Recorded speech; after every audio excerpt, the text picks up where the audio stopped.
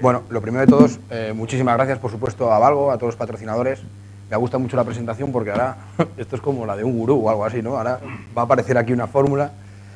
No, realmente voy a contaros cómo, no sé si es innovación, pero cómo algo que todos los centros deportivos tenemos, no lo utilizamos y no lo sacamos. Quizás saco un poco de todas las charlas que he tenido esta mañana, de Jero, que cómo... Vale. De cómo decía, y nos preguntaba si habíamos mirado fuera. Bueno, yo he mirado fuera. Seguramente este tema de la innovación tiene que ver porque haciendo siempre lo mismo obtenemos siempre los mismos resultados, ¿no? Y siempre, o los resultados estaban siendo lamentables. ¿Por qué? Porque yo voy a hablar de centros deportivos, me fastidia mucho hablar después de Brett y de Sonia, que tiene un entusiasmo, pero es que se nos van. Lo normal es que se nos vayan. Tenéis unos ratios excelentes, inalcanzables, y tenemos un problema en los centros deportivos. Hablaba el decano al iniciar la charla que teníamos el 1% del PIB a nivel estatal, pero es que entre un 10 y un 12% de la población que hace deporte lo hace en un centro deportivo. Y resulta que los diferentes estudios que hay dicen que entre el 50 y el 65% abandonan el centro deportivo antes de cumplir un año.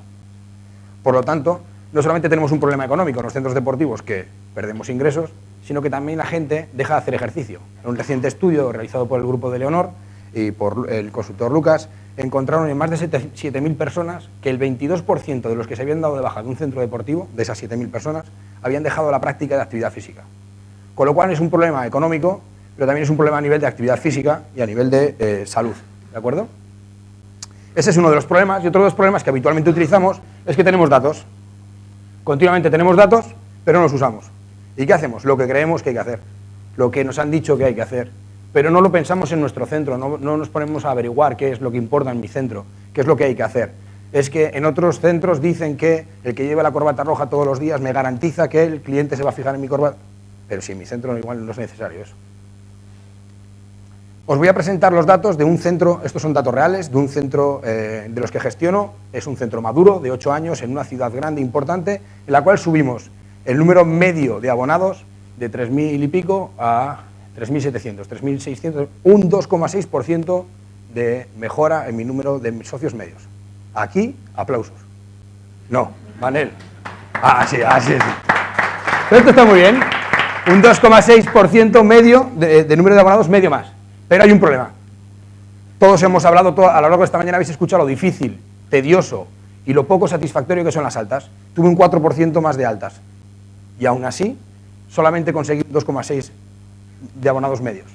Que el abonado o que el usuario se quede en un centro deportivo y que eso me da más beneficios y más rentabilidades es algo que no solamente lo decimos, lo intuimos o lo sabemos, sino que ya desde el año 96 Rachel nos habla de cosas como esta, ¿no? Como un cliente al principio nos cuesta dinero y cada vez nos va generando más dinero, puesto que aumenta la facturación, nos da más beneficio, ahorra costes, dan referencias, pagan más. Esto lo sabemos todos. Por lo tanto, vamos a ver cómo son los socios de ese centro que os acabo de presentar.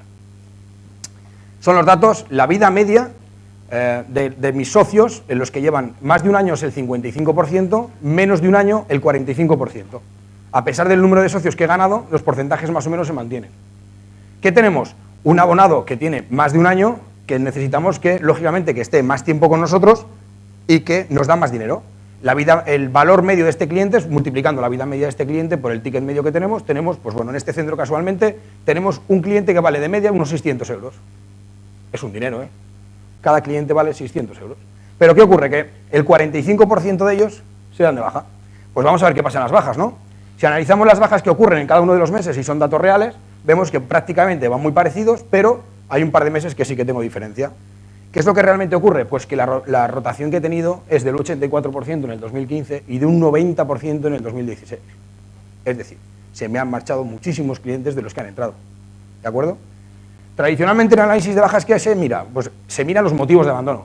Está lleno la bibliografía de estudios que dicen cuáles son los motivos de abandono. ¿Qué buscan? Saber cuáles son lo que le importa al cliente, cuáles son los motivos de abandono para que no vuelva a ocurrir. Pero ese cliente ya se ha ido. Entonces, ¿dónde está el secreto? Aquí. Hay que saber si abandonan antes de que realmente ocurra. Ya se ha demostrado la eficacia en la bibliografía de los diferentes estudios de cómo adivinar que un cliente va a abandonar es la mejor manera de evitar esa baja. En un momento que va a la recepción y dice quiero ser baja, es muy difícil salvar esa baja. Vale, pues vamos a analizar las bajas. ¿Cuál es la antigüedad de las bajas de los centros que os he presentado? Esta es la vida media que presentaban las bajas del año 2015. Tan solo el 3% de esas bajas, el 2% en el 16, tiene más de un año. Es decir, el 97 y el 98% de mis bajas están en el 45% de mis socios. Por lo tanto, aquellos socios que llevan conmigo un año más ya están fidelizados. Aunque luego entraremos en ese detalle. Ese 3%, ese 2%, el resto de bajas son todo de gente que lleva menos de un año. ¿Y cuál es otro dato muy importante? Que en menos de 3 meses, el 50%. Bueno, hasta ahí no deja de ser lo que habitualmente escuchamos, pero trasladado directamente a mis centros y a mis datos. ¿Qué es lo siguiente que tengo que hacer? Joder, analizar mis datos. En mi centro esto es lo que ocurre. En los 3 primeros meses, de los 100% de las bajas de los 3 primeros meses, así se dividen en cada uno de los meses. Bueno, a partir de ahí, ¿qué tengo que hacer? Intentar trabajar para que en esos 3 meses no se me vayan. ¿Qué ocurre? Hemos dicho que el 50% de los clientes no se me va. Por lo tanto, me interesa, lógicamente, trabajar sobre todos aquellos clientes que tienen menos de 3 meses, ¿no? Por lo tanto, lo que inicialmente la mejor manera de prevenir esas bajas es generalmente creando un nuevo hábito.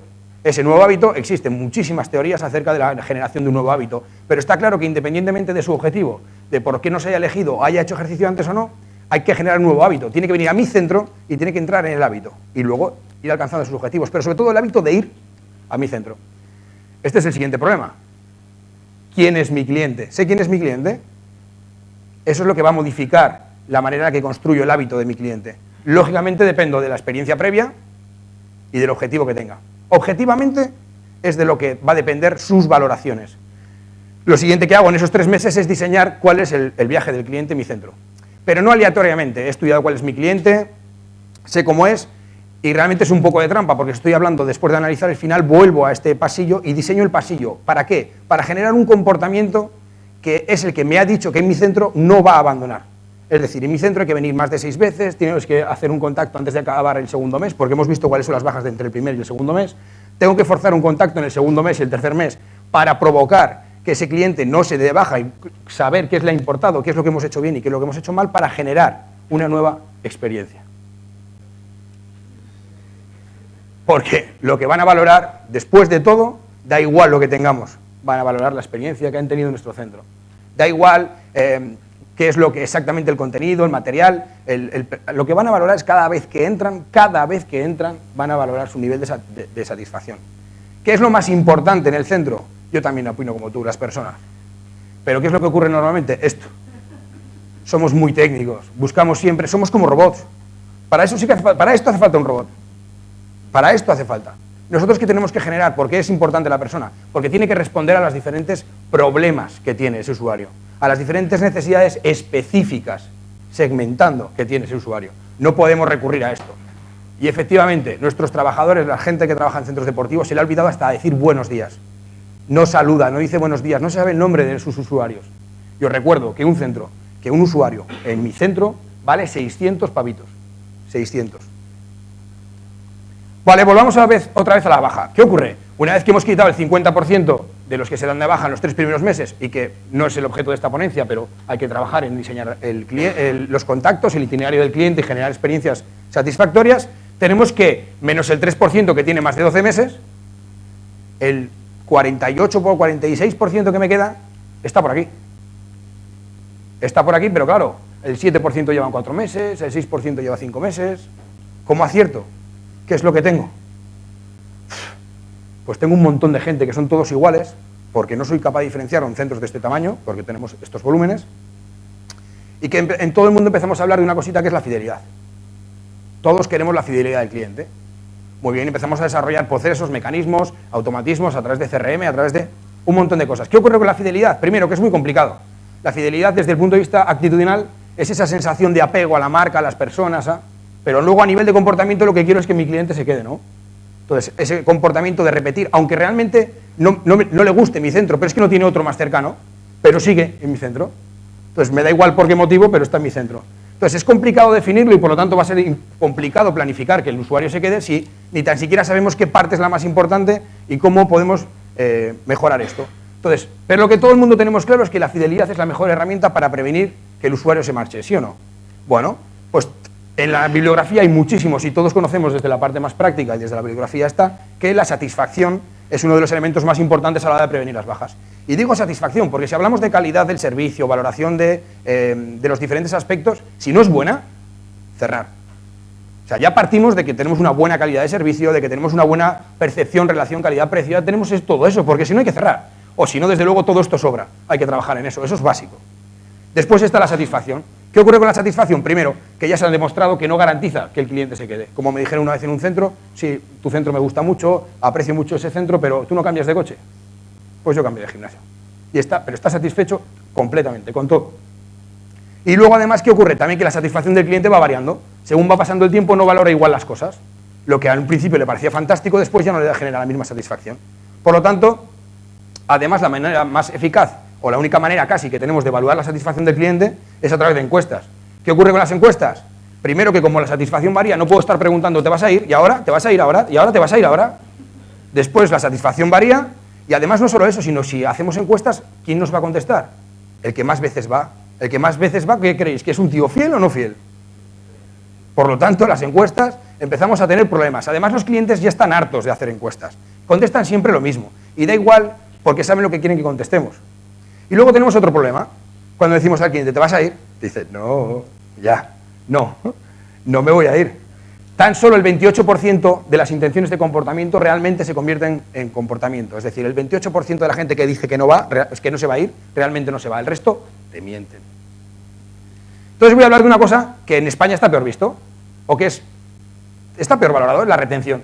Porque es algo que aunque nadie lo diga, todos lo estáis pensando. ¿Qué es lo que queréis? Que el cliente se quede. ¿Para que practique más ejercicio? Sí. ¿Que valore mi experiencia? Sí, pero que se quede. ¿Que sí? Pues el otro mes. ¿Sí o no? Entonces la retención es mucho más fácil de medir, mucho más sencilla, concreta, es ¿se queda o no se queda? ¿Y qué queréis? ¿Que se quede o que no? Que sí, ¿no? Vale.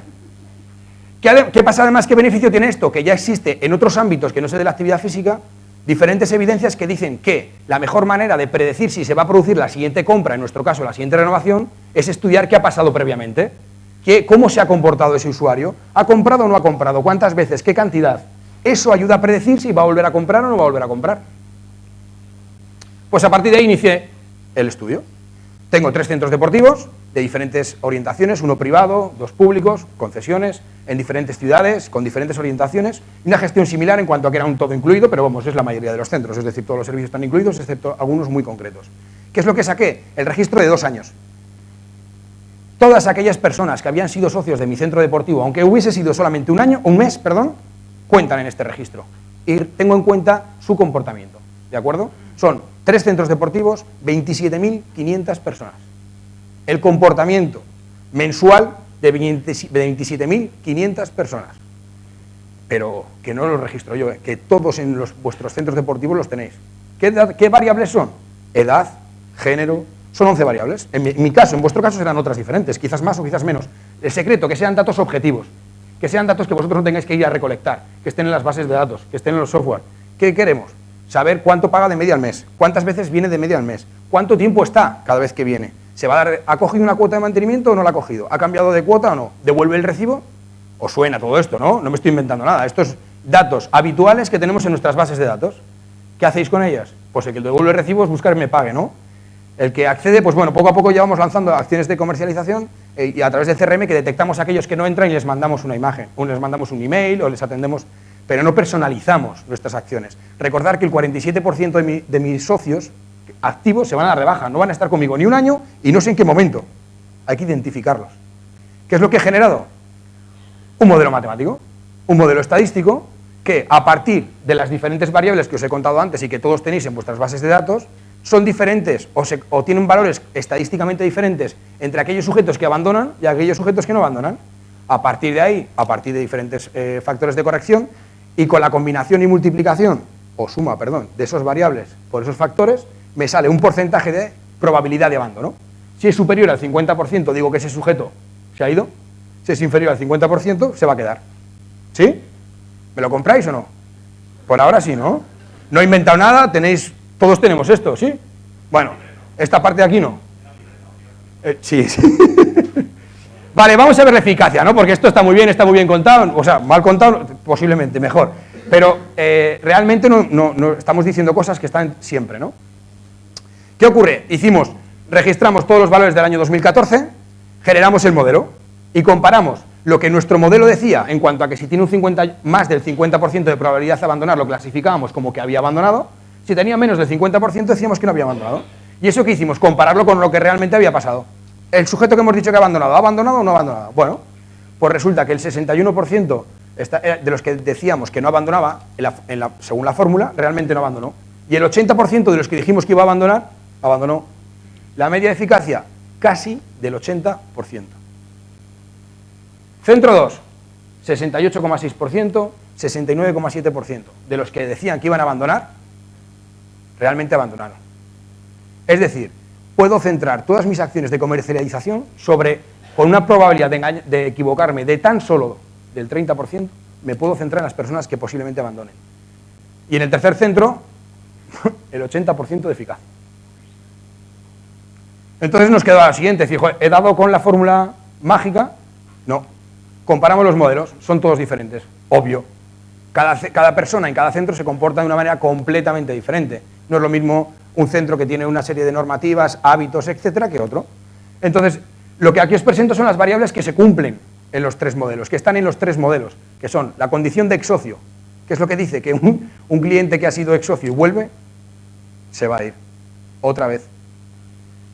La antigüedad, lógicamente, cuanto más antigua es, menos probable.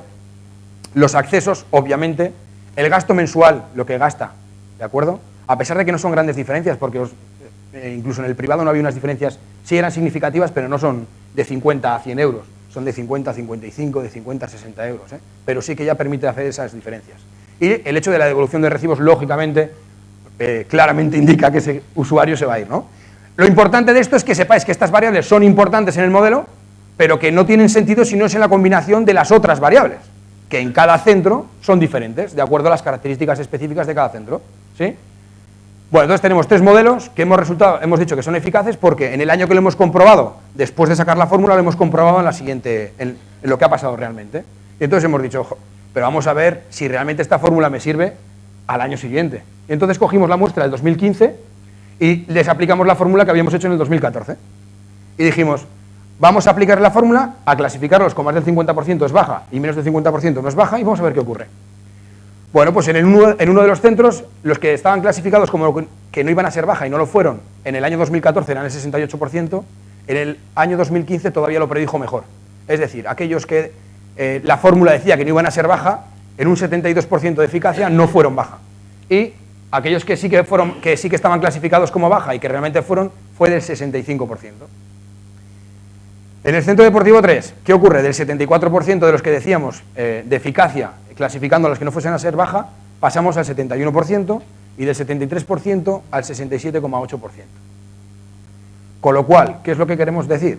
Que a partir de los datos de comportamiento registrados en cada uno de los centros, somos capaces de encontrar una fórmula matemática que predice si un sujeto va a abandonar o no el centro.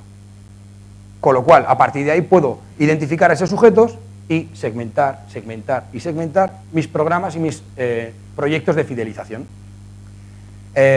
Todo esto está muy bien, pero para ya cerquita del final, que no quiero alargarme mucho, se van a ir, Es decir, se van a ir, hay que asumirlo. ¿Qué es lo que estoy intentando hacer? Identificar quiénes son los que se van a ir para que estén un mes más. Un mes más. Aquellos que iban a estar 11 meses o 12 meses, quizás hasta se convierten en fieles, quizás hasta se convierten en los del 55%. Pero los que están 3 meses, a lo mejor están 4, pero es muy difícil que pasen a los 7.